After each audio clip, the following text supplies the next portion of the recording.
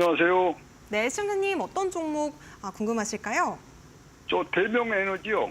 대명에너지 매수가 비중 어떻게 되실까요? 23,000원 60%입니다. 23,000원에 60%요? 예. 지금 많이 좀 고점에 물려 계시는 것 예, 같은데요. 이게 까진 거 한 네. 까진 거 같은데 8개월? 2개월? 8개월 정도. 네. 까됐어요. 이거 비중도 엄청 크신 것 같아요. 예, 비중, 이때 뭡니까.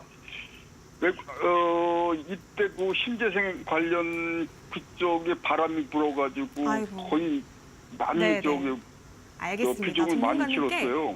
네, 바로 네. 또 연결해서 여쭤볼게요. 네네. 예, 제가 이 종목 좀 자세하게 한번 안녕하세요. 봐드릴게요, 시청자님. 네네. 우선 말씀하셨다시피 신재생 에너지 쪽에 대한 모멘텀 체크가 우선 조금 필요해 보입니다. 네. 재생에너지 쪽 모멘텀이 저는 이 AI 쪽에서 인프라 수혜주로 조금 연결이 될 수 있을 거다라는 생각을 하고 있거든요.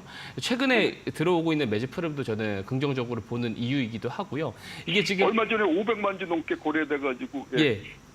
한번 제가 설명을 한번 좀 이어가 보겠습니다. 네네. AI에 대한 모멘텀을 우리 이제 한국 증시에서 가장 먼저 직수혜를 받았었던 쪽이 아무래도 반도체입니다. 그다음에 반도체에서 넘어간 쪽이 이제 전선, 변압기 이런 전력망 쪽이고요. 이제 전력망 쪽에 쏠렸던 이런 AI 인프라 모멘텀이 어디로 지금 흘러 들어가느냐고 본다면 에너지 쪽으로 들어가고 있는 상황이거든요. 그래서 저는 에너지 쪽을 조금 긍정적으로 보고 있는 부분이 있고요. 이 태양광 쪽이 왜 또 AI 인프라로 좀 부각을 받을 수가 있냐면 지금 챗GPT를 열풍을 불러온 그 샘 알트만이 태양광 기업에 스타트업에 조금 투자를 했다라는 소식까지 전해지고 있어요. 그래서 신재생 에너지 쪽으로 AI 관련 인프라 모멘텀이 저는 더 연결이 될 수 있을 거다라고 보고 있는 상황이고요.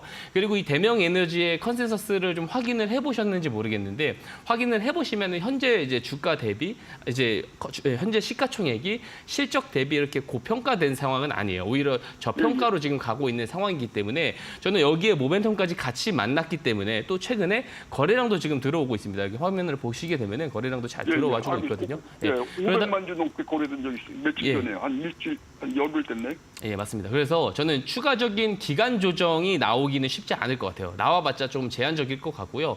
가격 조정이 나오진 않을 것 같고 기간 조정이 조금 연결이 될 수 있지만 결국에는 이 인프라 모멘텀이 조금 더 연결이 되면서 저는 주가는 상방향으로 올라갈 거다라고 보고 있어요. 근데 다만 그 비중이 사실상 지금 굉장히 좀 크게 좀 들어가 있는 상황인 게 조금 부담이긴 합니다.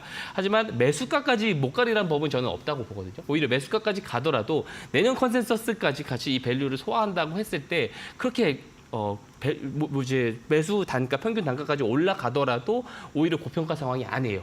그래서 저는 이거를 올해 4분기까지 놓고 봤을 때는 저는 충분히 이어질 수 있다라고 봅니다. 왜냐하면 2분기 해봤자 좀 주춤이다라고 저는 생각을 하고 있는 게 2분기는 제가 계속해서 시황 이야기를 드릴 때 재무부 리펀딩 기간이다. 미국의 재무부 리펀딩 때문에 기간에서 지금은 유동성 축소 국면이기 때문에 AI 관련된 모멘텀이 살짝 주춤할 수 있지만 결국에 3분기, 4분기 되면 여기 관련된 모멘텀이 가장 또 시장에서 부각을 받을 수밖에 없거든요. 그래서 지금 비중이 크긴 하지만 비중이 또 너무 크시기 때문에 좀 차분히 4분기까지 조금 저는 지켜보셔도 괜찮다라고 생각이 돼요. 다만 우리가 조금 비중 축소는 할 필요가 있을 겁니다. 그래서 한 23,000원, 그러니까 시청자님 본전 위까지 올라왔을 때는 절반 정도는 조금 정리를 보시는 게 좋을 것 같고요. 나머지 절반을 이제 3만 원, 위에 라운드 비건이 3만 원까지 제가 올해 4분기까지 조금 지켜보시라는 의견을 개인적으로 좀 드리고 싶습니다. 언제까지요? 올해 4분기까지 조금 차분하게 조금 지켜보실 필요는 있어 선생님. 보입니다. 왜냐하면 선생님. AI 쪽 인프라에 대한 그 모멘텀이요. 이게 이제 3분기, 4분기에 이제 MMF 자금이 실제로 시장에 투입이 되게 됐을 때는 가장 시세가 크게 들어올 수 있는 업종이기도 하기 때문에 조금 차분하게 조금 관망을 해보시는 게 좋을 것 같아요.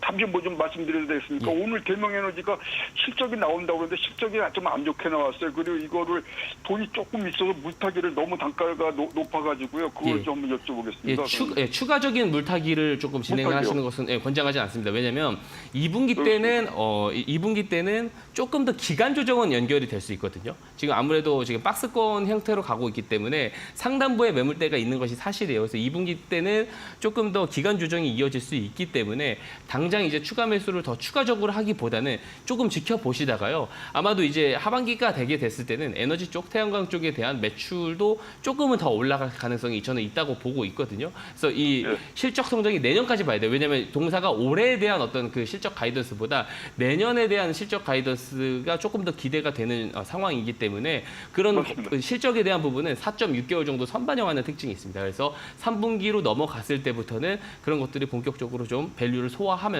더 추세가 조금 좋아지는 형태로 저는 갈 수 있을 거라고 보거든요. 그래서 조금은 좀 차분히 지켜보시라는 말씀을 좀 드리고 싶습니다. 근데 오늘 죄송한데 오늘 실적 발표가 한다고 그랬거든요. 예. 그렇게 알고 있는데 실적 좀 알 수 없습니다. 아, 예, 분기 보고서가 나왔어요. 나왔고 예. 예, 예상치 대비 조금 하회를 한 것이 사실이지만 제가 아까도 말씀드렸지만 올해 실적에 대한 기대보다는 내년 실적에 대한 기대를 좀 하셔야 돼요. 내년 상반기부터 실적이 조금 더 갈 수가 있기 때문에 내년 실적을 좀 기대해 보시고 조금 더 가져가 보시는 전략 이야기 드릴게요.